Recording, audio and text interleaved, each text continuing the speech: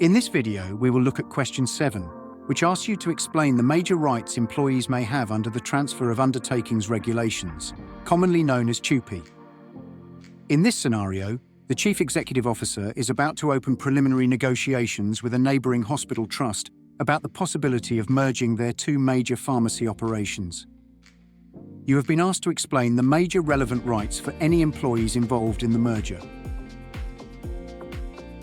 So the question is essentially asking you to detail the protections CIPD offers to employees involved in a merger. You could consider starting by explaining what CIPD is and why it exists.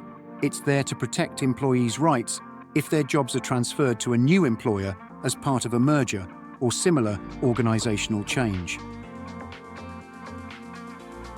An example could be something like discussing the employee's right to retain their existing terms and conditions after the transfer. You might want to think about how CIPD ensures employees aren't dismissed unfairly simply due to the merger, and how they must be informed and consulted about what's happening. Now remember, the scenario here involves a merger between two NHS trusts, with one trust's pharmacy operation merging into another. So you'll want to apply these rights specifically to that context. For instance, you could talk about how the right to consultation might play out when two distinct organisations come together.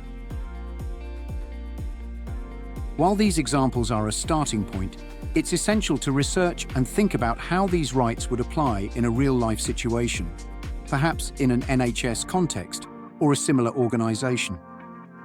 Reference any relevant case law if possible to strengthen your response. Now, let's go over some marking criteria.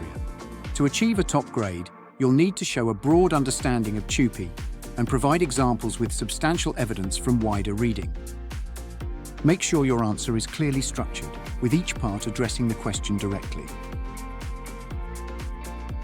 And finally, don't forget to proofread. Accurate referencing, solid grammar and spelling all contribute to the quality of your answer.